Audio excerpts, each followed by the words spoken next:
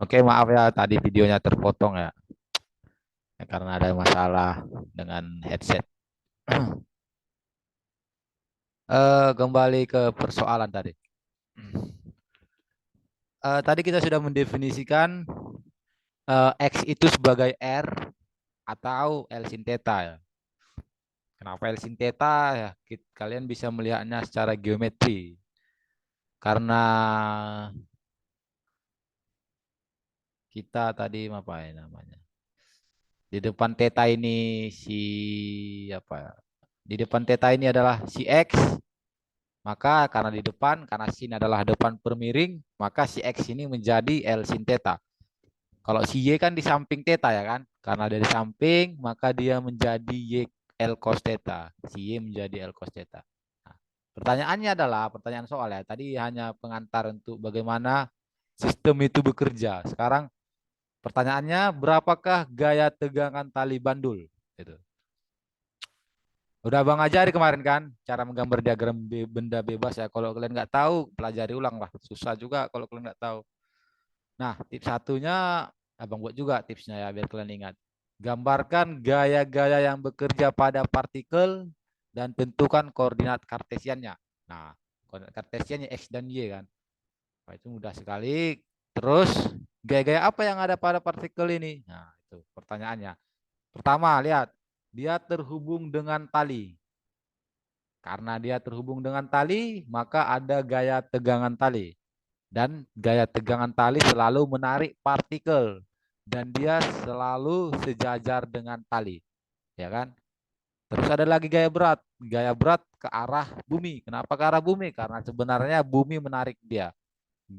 Jadi ceritanya si bumi yang ada di sini, menarik si partikel. Seperti itu. Nah, berarti hanya ada dua gaya. Yang pertama gaya tegangan tali searah tali. Yang kedua ada gaya berat ke arah bumi. Berarti cara menggambarkannya ya gambarkan aja dua gaya itu ke arahnya kemana. Tunggu ya. Oke, yang ke arah seperti ini ya ini T ya kan. Ada gaya berat, ada W ke sini ke arah bumi. Nah, ini asumsikan aja lah gaya berat ini ya, walaupun gambarnya jelek sekali. Seperti ini ya, ya udah bang percantik. Nah, kemudian tinggal gambar-gambarkan aja kan. Tinggal gambar-gambarkan ada yang ke arah tali, ada yang ke arah bumi gitu. Tinggal gambar-gambarkan ada T, ada ke arah sini, ada W ke arah sini gitu. Nah, karena kita tahu bahwa ini ya, ini. Nah, karena kita tahu bahwa gaya itu adalah vektor, maka kita bisa menguraikannya kan ke sumbu X dan sumbu Y. Jadi kita tahu gaya tegangan itu juga vektor, maka gaya tegangan ini yang ke arah sejajar tali ini kita bisa uraikan ke arah sumbu X dan ke arah sumbu Y. Kenapa bisa kita uraikan? Karena vektor. Sudut yang dibentuk antara enggak ngelek ini ya. Wait. Kok ngelek ya? Hmm. Waduh, ngelek, Pak. Oke. Waduh.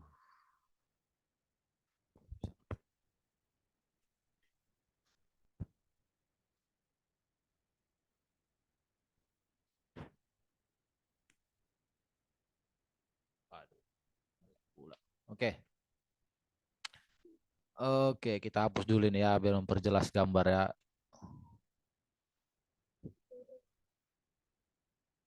Eh, kita hapus semuanya, kita hapus biar gambarnya jelas. Nah, gaya tegangan tali ini bisa kita uraikan terhadap sumbu Y dan terhadap sumbu X ya kan. Ada TY, ada TX gitu. Ada TY, ada TX. Kemudian kita lihat sudut antara tali ini dan bidang vertikal adalah theta ya kan. Sudut yang dibentuk antara tali dan bidang vertikal adalah theta. Nah, karena tali ini sejajar dengan gaya tegangan ya kan. Karena tali sejajar dengan gaya tegangan dan juga sumbu vertikal ini, sumbu vertikal yang dibentuk oleh gaya tegangan dan sumbu vertikal yang dibentuk oleh tali, sumbu vertikal yang dibentuk oleh tali ini juga itu sejajar, sehingga sudut antara sumbu vertikal yang dibentuk dengan sumbu vertikal yang dibentuk dengan tali itu sama itu dengan sudut antara sumbu vertikal dengan gaya tegangan gitu. Ya itu kan kesimpulan yang sederhana itu kan, nggak masalah, nggak ada yang berat di situ. Sehingga sudut antara TY dengan T itu adalah theta juga. Tadi kesimpulannya kan kita urai, sehingga kalau kita buat proyeksinya ini adalah T, ini adalah TY, ini adalah theta gitu. Seperti ini dia kan. Nah, di depan kan TX ini kan bisa abang geser dia karena dia vektor, bisa abang geser ke atas. Ini adalah TX. Sehingga karena theta ini di depan TX, sehingga TX sama dengan T sin theta. Kenapa di depan itu T sin theta, Bang? Sin itu apa rumusnya? Depan per miring, ya kan? Karena TY adalah di samping TX, maka karena TY di samping theta ya kan? Theta ini kan di samping TY kan? Maka T cos theta. Kenapa cos, Bang? Karena cos itu apa? Samping per miring gitu ya. Kesimpulannya ya. Sehingga kita bisa sederhanakan gambar yang di atas ini jadi sangat sederhana. Hanya terdiri dari 3 gaya. Ada TX, ada TY, dan ada W gitu. Kemudian kalau udah kita sederhanakan ya sangat sangat mudah ya menghitungnya ya. Kita catat tadi kita dapat TY itu berapa, TX itu berapa. Kemudian terapkan hukum Newton. Untuk mencari gaya tegangan tali, kita tinggal melihat gaya pada sumbu Y. Kenapa pada sumbu Y, Bang? Karena pada sumbu Y itu sigma gayanya 0. Kenapa 0? Ya, karena sebenarnya kalau kalian lihat ini, benda ini hanya berotasi aja pada sumbu X. Dia tidak loncat, dia tidak bergerak ke arah sumbu Y. Dia tidak bergerak ke atas, dia tidak bergerak ke bawah. Dia hanya berotasi, dia hanya bergerak di sepanjang sumbu X aja. Kalau kita gambarkan dia hanya bergerak, kalau ini sumbu X ya kan. Dia hanya bergerak, benda ini, partikel yang merah ini hanya bergerak di sepanjang sumbu X aja gerakannya. Dia tidak bergerak ke arah sumbu Y. Sehingga sigma FY-nya sama dengan 0 ya. Itulah. Sehingga sigma FY sama dengan 0, gaya-gaya apa yang bekerja pada sumbu Y, gaya-gaya yang bekerja pada sumbu Y cuma 2 ya di sini ya, TY sama W ya. Sehingga TY dikurang W ya kan hasilnya. Sehingga 0 sama dengan TY dikurang W, atau W bisa kita ubah menjadi MG ya kan. Sehingga TY kurang W atau TY kurang MG sama dengan 0. TY sama dengan MG. TY kan tadi kita dapat T cos theta ya kan. T cos theta sama dengan MG, sehingga tegangan tali adalah MG per cos theta. Kita masukkan nilainya, kita dapat 23,09 Newton. Nilai tegangan talinya. Oke, pertanyaan yang kedua. Berapakah gaya sentripetal bandul tersebut?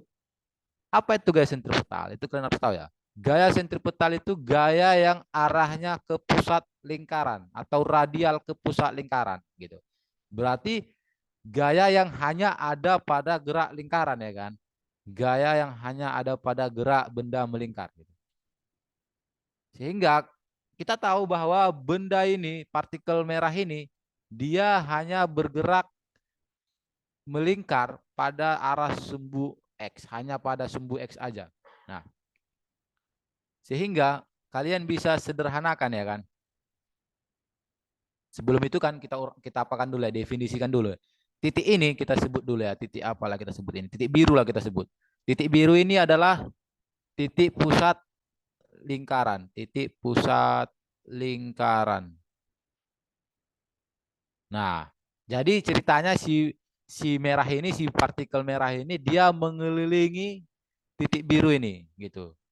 Jadi apanya kalau kita lihat dari bawah ya kan. Kalau kita lihat dari bawah dari sini, kalau kita lihat dari sini, kesimpulannya seperti ini, seperti yang Abang gambarkan di samping ini dia. Dia bergerak melingkar gitu. Dengan catatan ini ke sini adalah R atau X sama aja gitu. Nah, kan udah kita definisikan, gaya sentripetal itu adalah gaya yang mengarah ke lingkaran. Dan kita udah bahas kemarin rumusnya adalah mv kuadrat per r. Jadi gaya sentripetal itu adalah rumusnya adalah mv kuadrat per r. Tapi itu tidak penting untuk kasus ini ya, karena yang kita cari itu FASP-nya. Kita nggak mencari kecepatannya.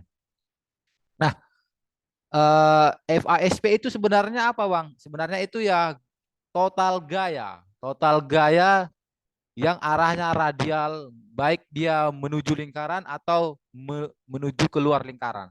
Jadi arahnya radial. Radial itu apa? Ya, dia arah radial itu maksudnya seperti ini ya, menggambarkan dulu ya, biar kalian paham radial itu maksudnya gimana. Radial itu seperti ini. Arahnya sejajar dengan jari-jari lingkaran. Kayak gini dia. Nah, yang seperti ini bisa, seperti ini juga bisa. Nggak masalah, seperti ini juga bisa. Nah, seperti ini. Jadi, sigma F ini maksudnya adalah jumlahkan gaya-gaya yang arahnya radial ke lingkaran atau radial keluar lingkaran gitu. Sigma F ini kita sebut juga FASP ya. Jadi cari gaya-gaya yang arahnya radial ke lingkaran gitu. Sehingga kalian bisa lihat gaya apa aja yang radial ke lingkaran gitu ya kan. Itu pertanyaannya sekarang kan. Kalau kita gambarkan tadi gaya-gaya yang ada pada partikel cuman gaya berat dan gaya tegangan tali. Nah, gaya tegangan tali sama gaya berat. Gaya tegangan tali kita uraikan tadi kan menjadi TX dan TY. Jadi TY dan TX. Nah, tengok ini si TX. Si TX ini menuju titik biru arahnya kan. Dia kan menuju titik biru si TX. Arahnya menuju titik biru.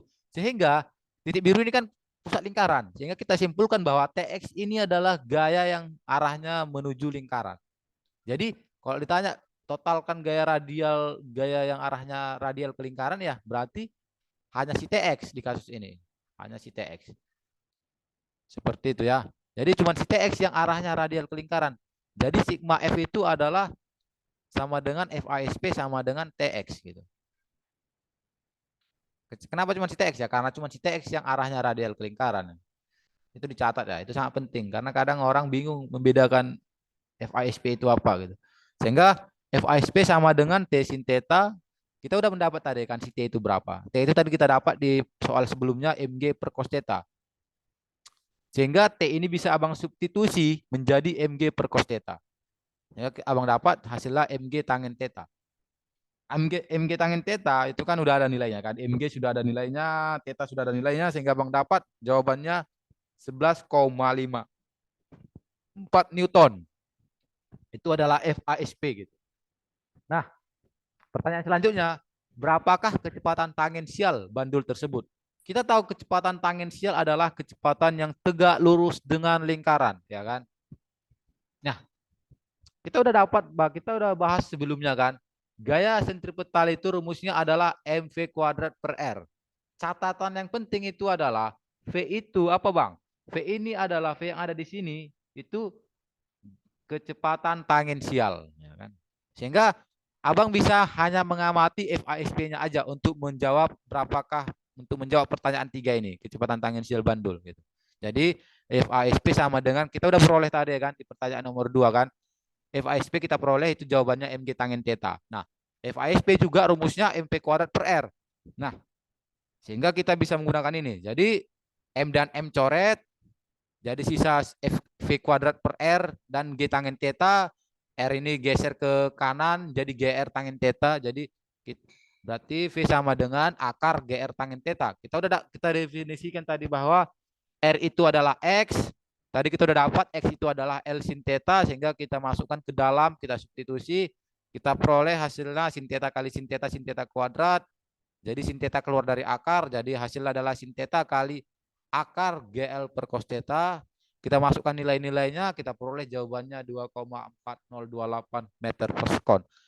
Ingat, ini adalah kecepatan tangensial. Kecepatan tangensial itu arahnya tegak lurus dengan lingkaran. Jawab pertanyaan apa? Selanjutnya adalah energi kinetik rotasi ya. Nah, ternyata benda-benda yang berotasi ini kalau ada partikel tunggal yang berotasi, dia mempunyai energi kinetik. Nah, kita tahu kecepatan yang ada pada partikel tunggal yang berotasi hanya kecepatan tangensial. Abang bicara linear ya, kecepatan linear. Nah, hanya ada kecepatan tangensial. Nah, sehingga kita tahu bahwa rumus energi kinetik itu setengah mp kuadrat ya kan. Nah, catatannya di kasus ini, di kasus melingkar, V ini adalah V tangensial atau V yang tegak lurus dengan lingkaran. Jadi abang bisa ubah V sama dengan omega R. Ingat, V sama dengan omega R ini bukan rumus apa ya. Ini hanya terjadi ketika V ini adalah kecepatan tangensial ya. Itu catat. V sama dengan omega R hanya terjadi ketika dia kecepatannya tangensial. Hanya ketika si V tangensial itu. Sehingga abang bisa substitusi si V ini menjadi omega R. Sehingga abang masukkan kuadratnya ke dalam, kita peroleh setengah mr kuadrat omega kuadrat. Ternyata mr kuadrat ini adalah sebuah konstanta. Konstanta apa bang? Itu kita sebut sebagai momen inersia gitu. Sehingga hasil akhirnya Eka sama dengan setengah I omega kuadrat gitu. Bagaimana dengan sistem partikel? Sistem partikel sama juga. Eka total sama dengan setengah I omega kuadrat. Bagaimana dengan benda kontinu? Benda kontinu sama juga. Eka sama dengan setengah I omega kuadrat. Nah, sekarang kita akan membahas mengenai momen inersia ini. Gitu. Momen inersia. Apa itu momen inersia? Momen inersia adalah sifat kemalasan suatu benda. Maksud malas ini apa bang? Maksud malas ini gini. Kalian ketika memutar sebuah apa ya bisa dibilang ya baut ya dengan obeng ya kan. Ketika bautnya diam, awal mula baut diam, kalian putar akan sangat susah ya kan, dibandingkan ketika bautnya sudah berputar gitu. Jadi sifat kemalasan ini sifat benda itu mempertahankan kondisi awalnya. Jadi kenapa sangat susah yang kita ketika dia diam? Ya karena kan kita mau membuat dia kondisi dari dia diam ke bergerak gitu. Jadi kita mau mengubah apa namanya itu kondisi awal menjadi kondisi akhir gitu. Gitu. Beda dengan ketika dia bergerak kemudian kita putar lagi dengan beda dengan ketika dia bergerak kemudian kita putar lagi akan sangat mudah. Yang paling susah itu ketika dia diam kita putar ke bergerak itu. Jadi kemalasan ini mengartikan sebagai apa namanya mengubah dia dari kondisi awal ke kondisi akhir lah gitu. Itulah momen inersia definisinya. Itu momen inersia apa bang? Momen inersia itu besaran skalar ya. Skalar. Rumusnya apa bang? Mr kuadrat. Catatan. Itu untuk partikel tunggal ya. Catatannya ya. Mr kuadrat adalah untuk partikel tunggal. Jadi contoh soal lah seperti ini. Oh sebelum itu kita bahas dulu ya. R itu apa? R ini adalah jarak terkecil benda ke atau kita ubah ini ya, bukan benda ya. Partikel. Partikel. Jadi R ini adalah jarak terkecil partikel ke sumbu rotasinya. Dicatat ya, itu penting. Dicatat. R ini adalah jarak terkecil partikel ke sumbu rotasinya. Jadi contoh soal seperti ini. Sebuah batang di ujungnya partikel M, dia apa ya terhubung juga ujung satunya lagi dengan sumbu vertikal. Nah, sumbu vertikal ini kita memiliki kecepatan sudut omega gitu. Jadi ibaratnya dia berputar gitu ya kan. Nah, ingat catat ya, R itu jarak terkecil partikel ke sumber rotasinya gitu ya. Nah, sehingga kita simpulkan kan bahwa kita misalkan panjang tongkat ini adalah L ya kan. Nah, sehingga R-nya juga sama dengan L. R di sini panjang batang ini sama dengan R juga. Kenapa, Bang? Karena jarak terkecil antara partikel ini dengan sumbu rotasi ini adalah L. Gitu ya. Jadi kita ubah I sama dengan MR kuadrat, kita ganti R ini jadi L. Jadi I sama dengan ML kuadrat. Dengan catatan L itu adalah panjang tongkat. Nah ini, emangnya itu penting Bang, R itu jarak terkecil? Ya penting. Ini membedakannya dengan soal yang pertama. Ini.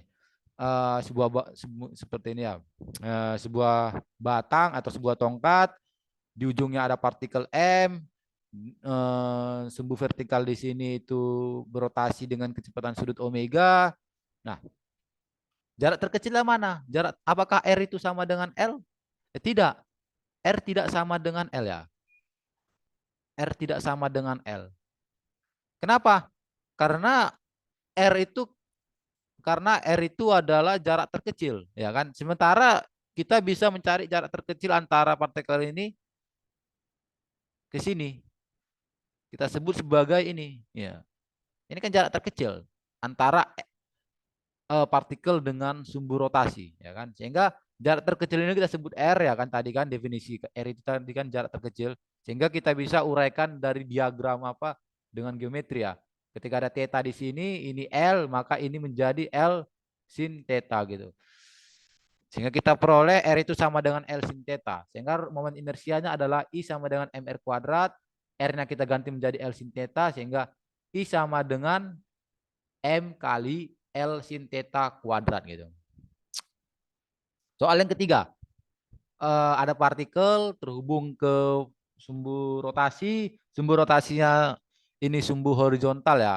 Sehingga jarak terkecil antara partikel dengan sumbu rotasi adalah Y. Sehingga R itu sama dengan Y. Sehingga I sama dengan mr kuadrat.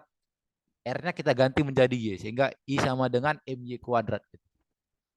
Nah, bagaimana dengan momen inersia sistem partikel? Sistem partikel itu apa? Itu adalah kumpulan dari partikel. Jika sistemnya berotasi, maka momen inersia totalnya adalah penjumlahan tiap momen inersia partikel. Kenapa penjumlahan? Karena momen inersia adalah besaran skalar ya. Tinggal jumlah-jumlahkan aja. Di momen inersia tidak ada minus ya. Kenapa nggak ada minus ya? Karena skalar. Ibaratnya Rp2 tambah Rp3 kan Rp5. Nggak ada Rp2 dikurang Rp3 gitu ya. Sehingga hanya dijumlah-jumlahkan aja. Jadi tiap partikel itu kan sistem kan terdiri dari partikel-partikel. Nah, jumlah-jumlahkan aja momen inersia tiap partikel itu.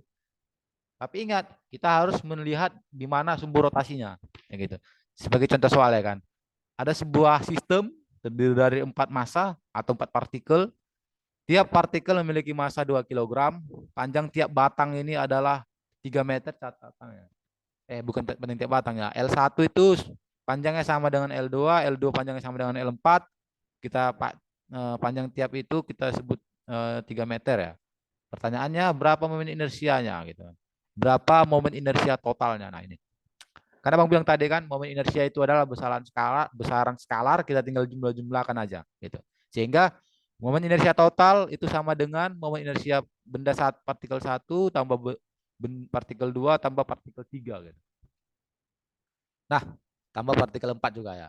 Nah, kita tadi definisikan juga R itu adalah jarak terkecil ke pusat, bukan ke pusat ya, ke sumbu rotasi. Sumbu rotasinya adalah sisi tegak ya kan.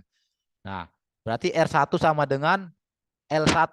Kenapa L1 Bang ya? Karena jarak terkecil kan memang L1, kalian lihat di gambar ini kan, di geometri. R2 sama dengan L2. R3 berapa? R3 sama dengan 0. Kenapa 0 Bang? Karena massa 3 ini kan berada di sumbu rotasinya gitu. Jadi jarak terkecilnya 0 lah berarti.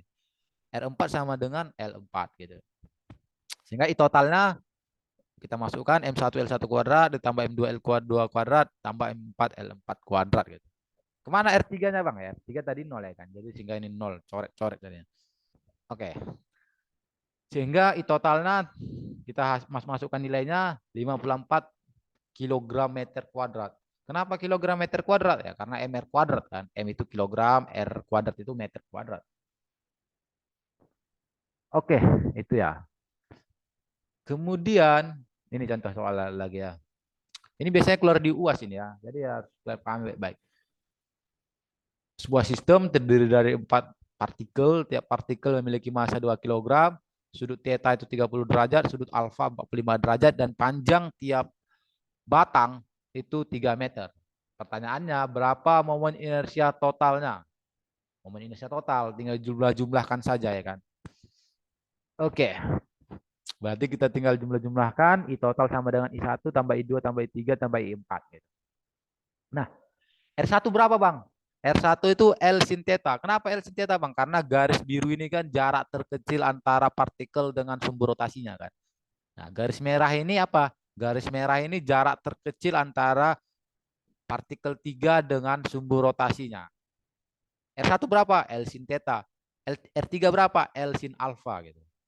M4 berapa jarak terkecilnya Bang? L4.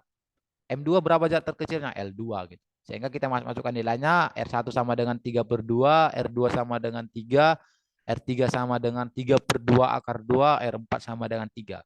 Yang kita masukkan kita peroleh I total 49,5 kg meter kuadrat gitu. Seperti itu ya. Oke, sekarang kita masuk ke sedikit yang lebih sulit ya. momen inersia benda kontinu atau tegar gitu. Karena dia kontinu ya kan, kita bisa menggunakan konsep DM. DM itu apa?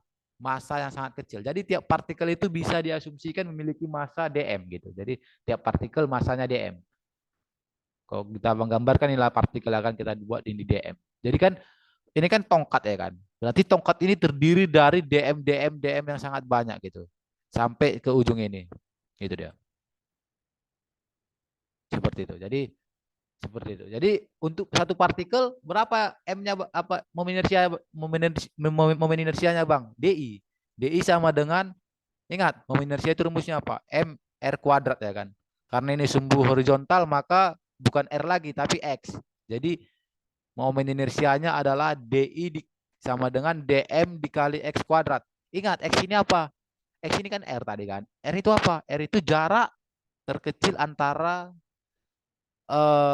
sumbu rotasi dengan partikelnya. Jadi jarak terkecil antara si DM dengan sumbu rotasinya.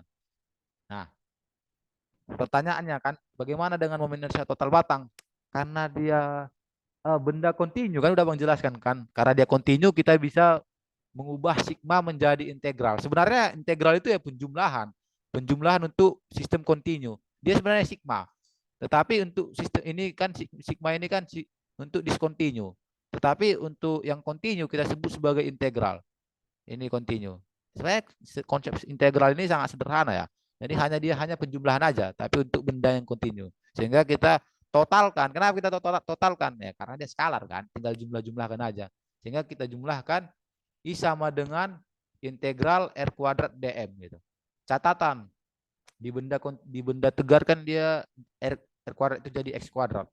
Karena benda tegar di batang ya, di batang. Karena batang itu terletak di sumbu X ya. Terserah kalian mau buat sumbu Y terserah. Intinya kalian tahu R itu apa. Nah, soal berapakah momen inersia sebuah batang jika diputar di salah satu ujungnya dengan kecepatan sudut omega dengan panjang L, massa M, di mana sumbu rotasi adalah di ujung batang. Nah, pertanyaan ini sebenarnya mengatakan intinya berapa momen inersia batang ini jika dia diputar di salah satu ujungnya gitu. Tadi kita udah menjelaskan bahwa untuk menghitung totalnya kita I sama dengan integral R kuadrat DM, ya kan? R kuadrat itu di sini di kasus ini ya. Kita bisa ganti menjadi X. X itu apa? Tadi R ya kan. R itu apa? R itu jarak antara si partikel atau si DM ke si sumbu rotasi gitu. Jadi X dia. Ini adalah X. Nah, jadi kita bisa ubah momen inersia sama dengan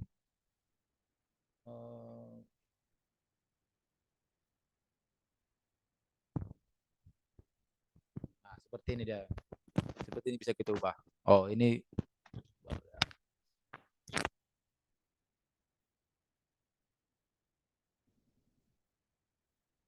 catatan di sini penting.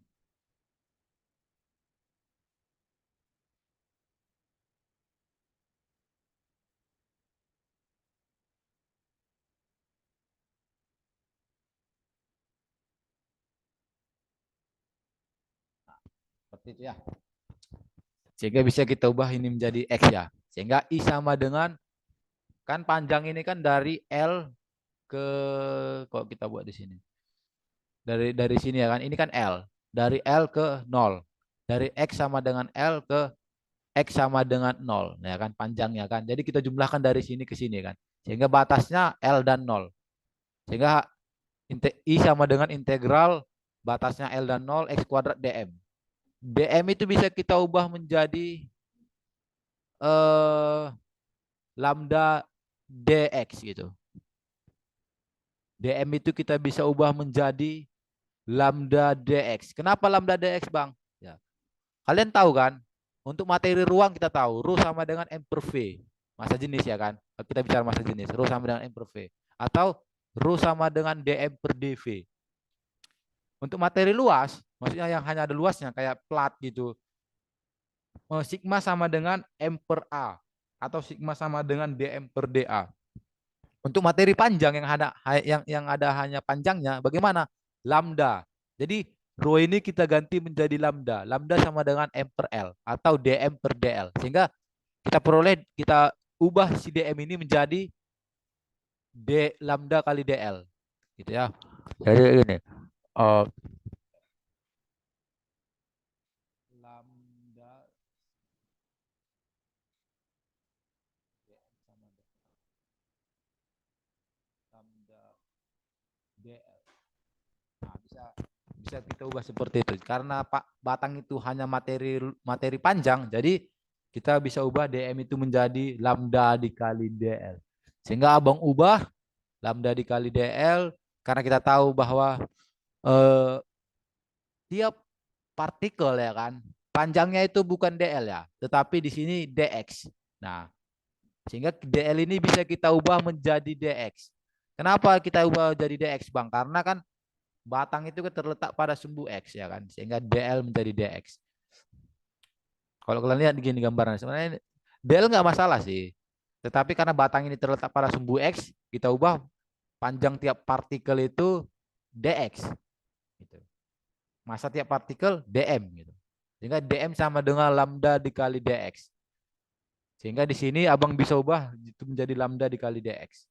Sehingga hasilnya adalah I sama dengan integral x kuadrat lambda dx. Catatan penting, masa partikel terdistribusi merata sehingga lambda itu konstan, sehingga lambda bisa keluar dari integral, hasil akhirnya ml kuadrat per 3. Sebenarnya ini nggak terlalu penting sih, tetapi pentingnya nanti untuk menjelaskan teorema sumbu sejajar, jadi akan kita bahas sedikit. Nah, bagaimana dengan dia apa bang, jika di sumbu rotasinya di tengah-tengah batang, jika sumbu rotasinya di tengah-tengah batang, kita memperoleh momen inersianya itu berapa ya? ML kuadrat per 12. Kita nggak usah bahas itu integralnya lagi. Kenapa? Karena kita akan bahas sumbu rotasi untuk teorema sumbu sejajar. Nah, teorema sumbu sejajar ini adalah sebuah teorema untuk memudahkan ya. Coba kita tulis ya. Memudahkan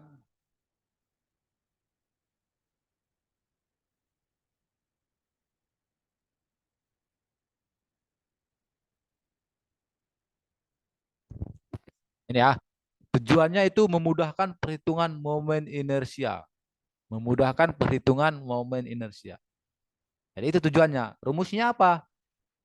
I ini apa maksudnya? I ini adalah momen inersia di mana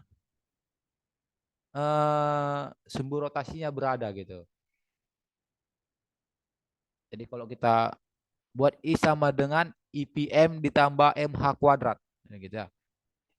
Ini adalah momen inersia di mana sumbu rotasinya berada gitu. Jadi contoh soal ya. Oh, sebelum itu kita bahas dulu IPM itu maksudnya apa. IPM adalah momen inersia di mana benda itu diputar di pusat massa. Ingat, IPM. Momen inersia di mana benda itu diputar di pusat massa. Itu. I, momen inersia di mana benda itu diputar.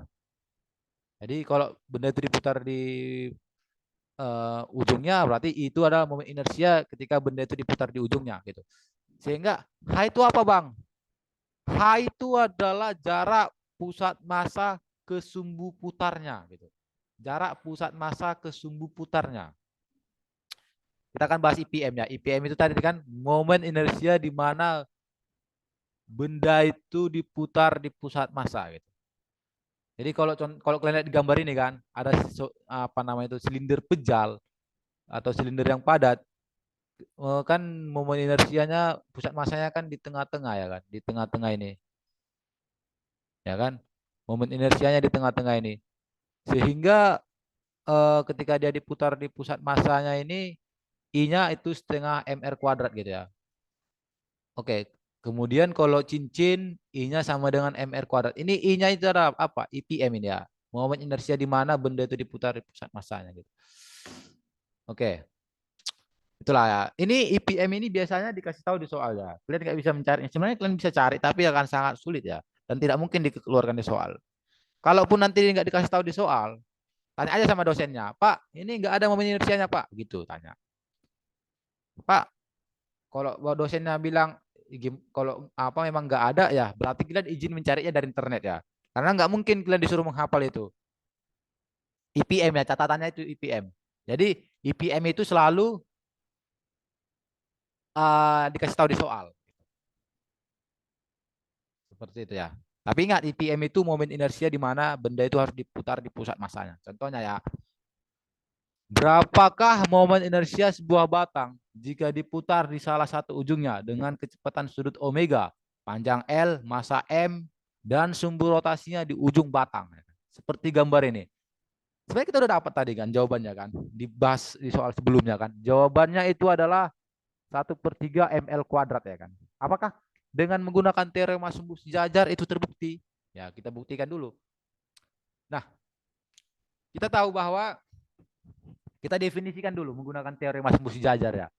Di teorema sumbu sejajar kita punya rumus I sama dengan IPM tambah MH kuadrat, ya kan? Kita tahu IPM itu apa? Momen inersia di mana benda itu diputar di pusat batang. Nah, tadi makanya abang sengaja nggak bahas karena nggak terlalu penting ya. Momen inersia di mana benda itu kalau batang ya kan, dia diputar di pusat batang, itu jawabannya 1/12 ml kuadrat IPM-nya. Karena udah kita kalau kita tengok tadi jawaban kita juga sama ya. IPM kalau dia diputar di pusat batangnya ml kuadrat per 12 ya jawabannya ini. Sumber rotasinya di tengah rot batang gitu. Jadi IPM untuk batang itu 1/12 ml kuadrat ya. Jadi IPM-nya itu selalu dikasih tahu di soal, jadi nggak usah pala dipeningkan. Ini 1/12 ml kuadrat ditambah H itu apa? H adalah jarak terkecil, bukan jadi jarak terkecil. Jarak antara pusat batang dengan sumbu rotasi. Nah, jarak antara ini dan ini berapa? Itu kan H itu. H ini kan setengah batang ya kan. Sehingga H itu kita bisa buat H itu sama dengan 1/2 L. Sehingga M ini dikali dengan 1/2 L kuadrat. Atau hasilnya 1/12 ml kuadrat ditambah 1/4 ml kuadrat. Hasilnya ini berapa ya? Ini 1/3 ml kuadrat. Hitung sendiri ya. Untuk menyingkatkan aja. Jadi hasilnya 1/3 ml kuadrat. Ini kita menggunakan teorema sumbu sejajar. Sejajar. Jawabannya 1/3 ml kuadrat. Tadi kita udah dapatkan juga jawabannya menggunakan integral ya. Jawabannya menggunakan integral itu juga sama. 1/3 ml kuadrat. Jadi terbukti ya. Baik menggunakan integral ataupun menggunakan teorema sumbu sejajar jawabannya sama aja. Gitu ya. Nah, ini ya jawaban apanya ya singkatnya. Nah, itu. Nah, bagaimana dengan kalau soal seperti ini? Eh kalau kita hapus ini ya, kita percantik ya. Kurang bagus. Oh,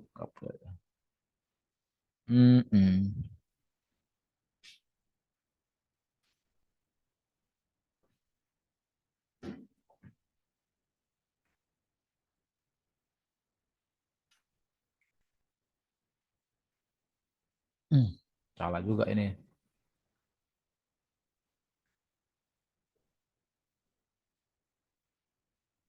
Ada gini kan, yang pertama ada sebuah eh, sumbu rotasi, ya kan? Dia terhubung dengan dua bola pejal ya. Ini bola pejal ini, bola pejal. Masa masa bola satu sama dengan masa bola 2 sama dengan M lah kita buat. Jari-jari bola satu sama dengan jari-jari bola 2 sama dengan R. Gitu ya. Jadi ibaratnya ini bola pejal yang kembar ya. Yang kembar. Jadi jangan dibingungkan ya. Ini kembar ya catatannya. Nah, ini bola pejal. Nah, ternyata IPM bola pejal itu kita udah tahu ya kan. Karena Bang bilang tadi kan, IPM itu selalu dikasih tahu di soal ya.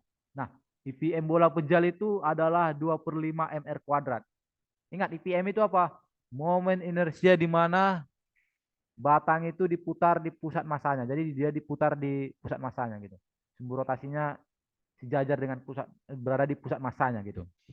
Nah, IPM tiap-tiap bola itu ternyata untuk bola pejal lah 2 mr kuadrat dengan definisi R1 sama dengan R2 sama dengan R. Nah, nah karena tiap bola ini kan memiliki momen inersia kan. Jadi kalau kita putar di pusat di tengah-tengahnya maka momen inersia totalnya kan anggaplah ini bola ini sistem partikel ya. kumpulan dari dua bola kita sebut sebagai sistem gitu. Berapakah momen inersia totalnya? Ya kan? Kan ini kan dari dua bola kan, berarti momen inersia totalnya adalah I1 ditambah I2. I1 I2 ini apa maksudnya? I1 ini maksudnya I1 bola ya. Oke, mungkin kurang pas ya tulisannya. B1 bola satu, inersia bola satu. Kenapa kita jumlahkan, Bang? Itu pertanyaannya kan. Kenapa kita jumlahkan? Ya karena dia satuan skalar ya kan. Jadi kalau sistem ini terdiri dari dua bola, maka ya jumlahkan aja momen inersia bola satu dan bola dua. Nah, momen inersia bola satu berapa? Momen inersia bola satu berapa? Ya kita menggunakan kalau dia diputar di sini, kalau dia diputar di sini, tunggu ya. Kalau dia diputar di sini, di sumbu ini, maka pusat rotasinya di sini kan. Nah, berarti kita bisa menggunakan mencari IB1, kita bisa menggunakan teorema sumbu sejajar. Teorema sumbu sejajar apa rumusnya, Bang? IPM tambah MH kuadrat ya kan. Sehingga I bola 1 itu sama dengan IPM 1 tambah MH kuadrat ditambah I bola 2 sama dengan IPM 2 ditambah MH kuadrat gitu. H itu apa? Jarak pusat massa ke sumbu rotasinya. Nah, tengok ini. Jarak antara pusat massa bola ini dengan ini sumbu rotasi ini apa? R ya kan? Ini juga jarak antara bola ini pusat massa bola ini ke sini R. Sehingga H itu kita bisa juga ubah menjadi R gitu. Sehingga H ini R ya kan? Kita udah dapat IPM bola kan, 2/5 MR kuadrat, kita dapat IPM bola 2 juga 2/5 MR kuadrat juga. H ini kita ubah jadi R, jadi 2/5 MR kuadrat tambah MR kuadrat tambah 2/5 MR kuadrat tambah MR kuadrat, hasilnya 4/5 tambah 2 MR kuadrat. Hasil akhirnya adalah 14/5 MR kuadrat. Itu adalah I total. Kenapa I total, Bang? Karena bolanya sistem ini terdiri dari dua bola ya kan. Jadi kan yang ditanya I sistem bola, I total. Nah, bagaimana dengan bola seperti ini, Bang? Kalau bola seperti ini tunggu ya, Abang buat dulu ya, biar cantik angkanya ya. Abang ubah dulu beberapa hal yang sangat penting. Oke, kok jadi gini ya? Wait ya. eh, oke. Nah, ini kita ubah ini adalah jadi ceritanya dua bola ini terhubung oleh batang dengan di tengah-tengah batang itu adalah sumbu rotasinya sehingga jarak antara ini ke sini adalah atau panjang batang sama dengan itu kita buatlah itu 2R ya. 2R. Ini adalah batang kembar sehingga jarak antara batang ke sini juga 2R. Gitu ya. Ini ya 2R ya. 2R.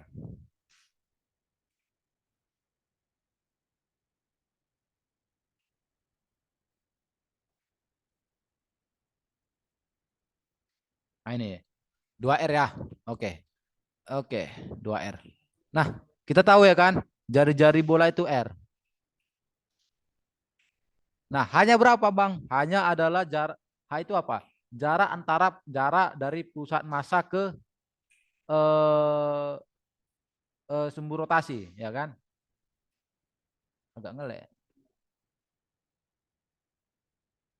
H itu jarak pusat massa ke sumbu rotasi ya kan, sehingga hanya sama dengan L ditambah R. Jarak ingat H itu jarak pusat massa bola ke sumbu rotasi. Sumbu rotasinya di sini kan. Nah, berarti dari sini ke sini. Berarti R ditambah L. Atau L-nya kita ubah jadi 2R sehingga 3R. Sehingga H itu sama dengan 3R gitu ya. Sehingga untuk menghitung momen inersia totalnya sama juga dengan cara pertama ya kan.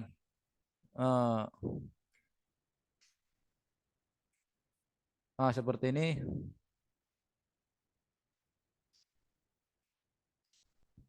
Kita jumlahkan ya kan.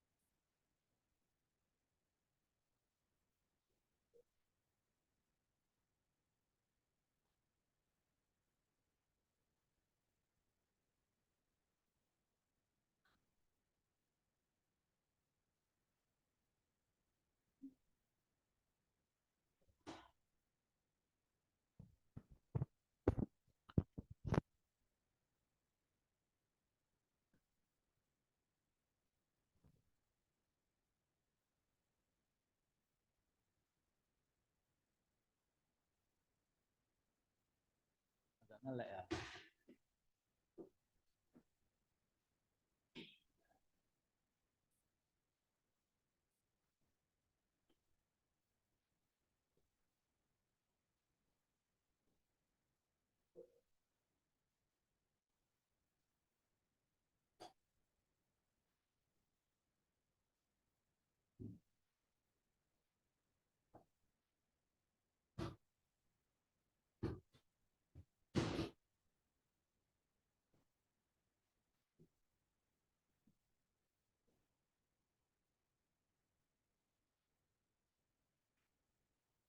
Nah, sehingga I totalnya itu sama dengan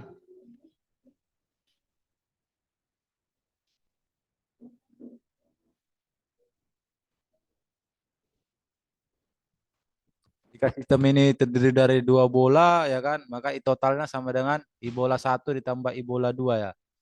Kita menggunakan teorema sumbu sejajar untuk tiap bola IPM 1 tambah MH kuadrat tambah IPM 2 tambah MH kuadrat gitu ya.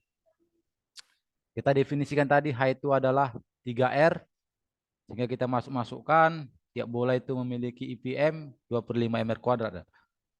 Sehingga hasilnya menjadi berapa ya?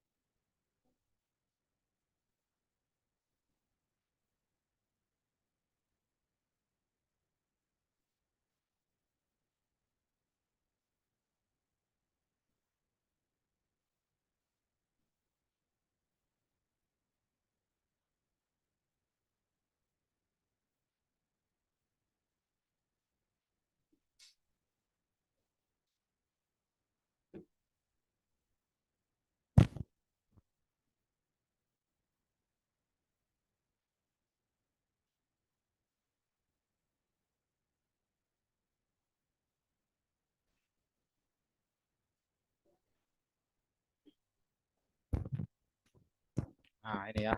Sehingga I totalnya 4/5 tambah 18 dikali MR kuadrat ya. Nah, seperti itu ya. Oke. Sampai itu aja dulu ya pertemuan hari ini, nanti abang kasih PR-nya ya. Sekian dan terima kasih ya.